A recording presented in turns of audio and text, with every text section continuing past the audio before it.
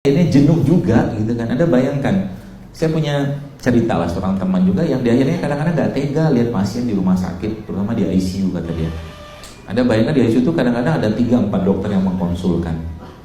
Satu dokter kasih 2-3 macam obat. Satu hari berapa banyak obat harus masuk, gitu loh. Padahal apa? Coba minta petunjuk sama Allah.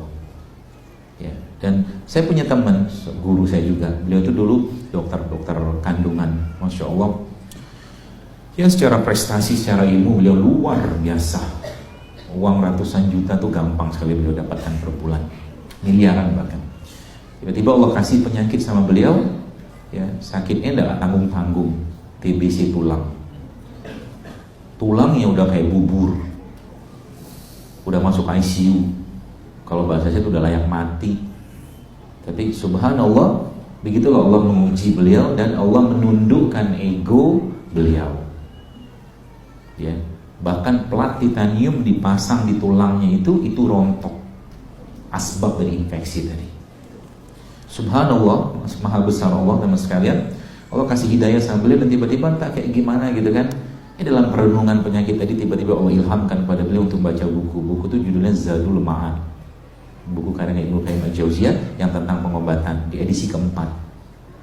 Di situlah Allah memberikan petunjuk pada beliau dengan penyakit tadi. Apa yang dia kerjakan tiap hari? Dia minum kunyit, dia minum daun tin, dia minum daun bidara, dan dia minum daun zaitun.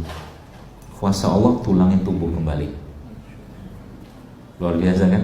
Tapi yang luar biasanya efek dari itu apa yang terjadi? Allah mendidik imannya, Allah mendidik hatinya.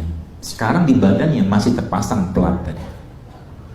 Pelat titanium tadi masih terpasang di badannya teman-teman sekalian. Dan subhanallah dia kan adalah sekitar sebulan yang lalu cerita ke saya, dia manggil saya Dek gitu kan. Dek, ada tahu nggak di badan kakaknya ada pelat?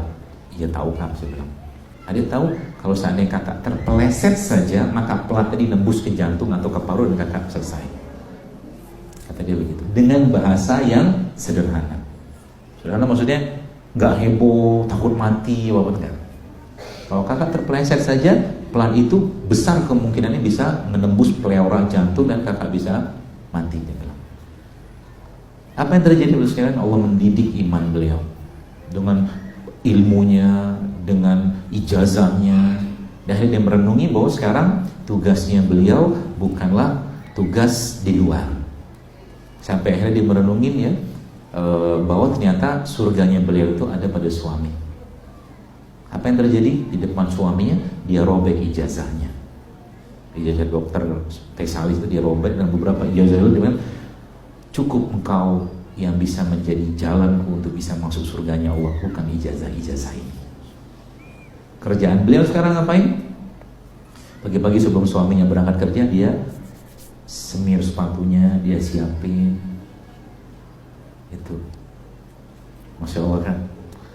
Maka bicara tentang laki-laki dan perempuan, Masya Allah. Ibu-ibu tuh ya, kalau boleh bilang kan banyak namanya ibu-ibu. Ada suatu hari Nabi SAW pernah sampaikan, ada seorang wanita yang bertanya kepada Nabi, ya Rasulullah, ketika wanita itu mau menikah, Rasulullah bertanya, wanita dia bertanya, apa hak suamiku terhadapku? Lalu Nabi menjawab, ketahuilah bahwa jika di dada suamimu itu ada luka bernanah, lalu kau bersihkan dengan mulutmu, maka itu tidak sedikit pun bisa menghilangkan atau mengambil hak suamimu, atau kau ambil hak suamimu. Jadi itu peran suami itu sangat-sangat besar. Jadi kerjaan beliau sekarang ngapain? Si guru saya itu ngurus suaminya di rumah. Itu aja ya. Sang suami, jadilah suami yang soleh ya. Perlakukan istri dengan baik. Nanti peradaban yang kita ingin wujudkan itu akan terwujud.